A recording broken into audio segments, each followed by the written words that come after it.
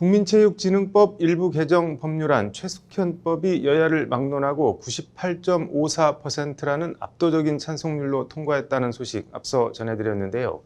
체육계 인권 침해 및 스포츠 비리 등에 대한 신고 접수와 조사를 전담할 조직인 스포츠윤리센터가 오늘 공식 출범했습니다. 문화체육관광부 스포츠비리신고센터와 대한체육회 클린스포츠센터 등의 신고 기능을 통합해 신고와 조사를 일원화하는 것이 골자인데요. 스포츠윤리센터의 역할과 권한, 한계점이나 개선점 등을 짚어봤습니다. 장한지 기자입니다.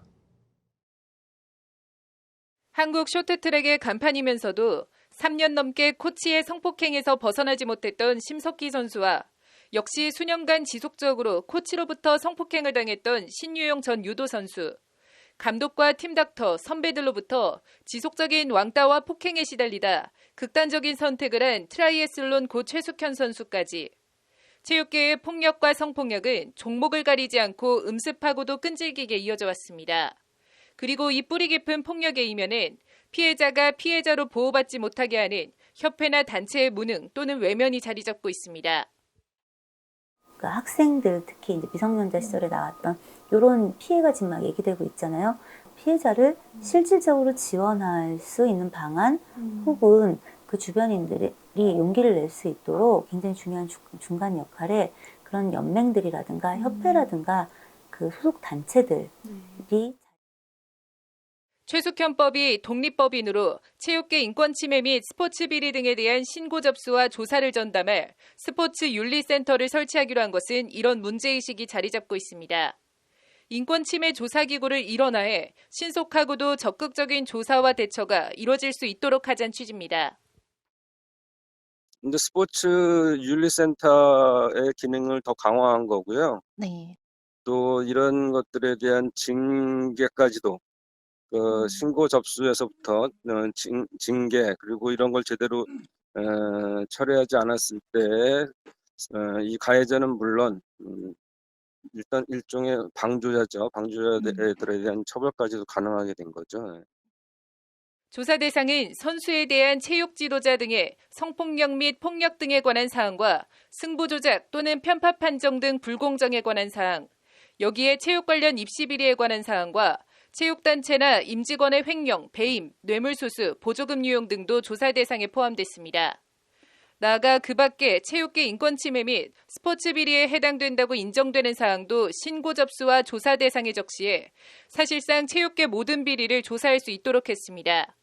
개정안은 스포츠인권센터회장은 문체부 장관의 승인을 받아 관계기관이나 단체 소속 공무원이나 임직원의 스포츠윤리센터 파견 또는 지원을 요청할 수 있다고 명시하고 있습니다. 사안이 중대하거나 지원 인력이 필요할 경우 경찰이나 검찰, 국세청, 감사원 등 다른 국가기관의 도움을 받을 수 있도록 해 조사 실효성을 담보하며 스포츠인권센터에 힘을 대폭 실어준 겁니다.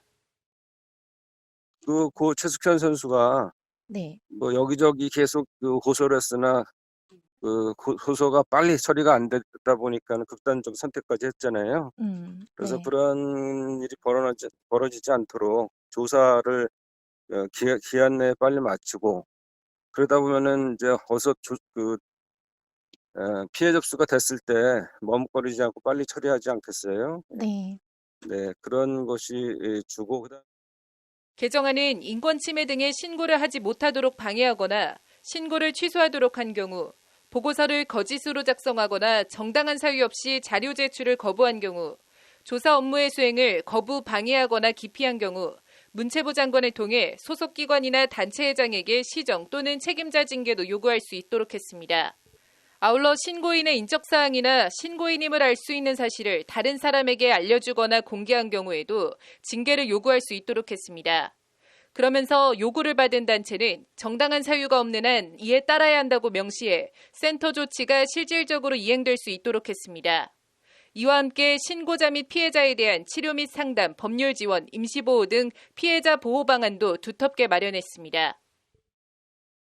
조사가 들어가고 근데 그 기간 동안에 선수하고 피해자 가해자하고 이제 계속 이제 같이 생활하다 보니까 아무래도 그거에 있어서 어떤 신고자와 피해자 보호를 위한 임시 보호 시설도 운영하도록 하고 네. 그리고 스포츠 윤리센터 신속한 어떤 방책을 또 부여했고 네.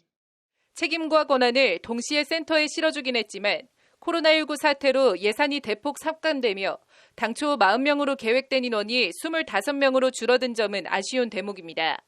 특히 25명 가운데 선수 피해와 관련 업무를 하는 실무자는 13명에 불과해 협회만 60개가 넘는 대한체육회 종목 전부를 맡기기에는 현재로선 역부족입니다.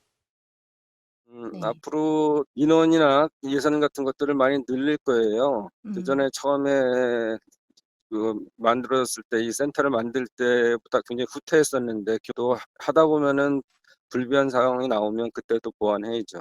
네. 이런 가운데 박양우 문체부 장관은 오늘 서울 서대문구 구세군 빌딩에 마련된 스포츠 윤리센터를 찾아 이숙진 신임 이사장에게 임명장을 수여했습니다. 이숙진 스포츠인권센터 초대 이사장은 여성가족부 차관을 역임하고 서울시 여성가족재단 대표이사를 지냈습니다. 문체부 관계자는 이숙진 전 차관이 오랫동안 여성운동을 해온 여성정책 전문가로 스포츠계 인권을 신장시키는 데 적임자로 판단했다고 선임 배경을 밝혔습니다. 이숙진 이사장은 스포츠윤리센터가 독립성과 전문성, 신뢰성에 충실한 기관으로 자리 잡아 스포츠인의 인권을 지킬 수 있도록 최선을 다하겠다는 각오를 밝혔습니다. 문체부 관계자는 스포츠윤리센터가 오늘 업무를 개시한 만큼 당분간 신고 접수와 처리는 기존 신고센터가 맡는다고 밝혔습니다.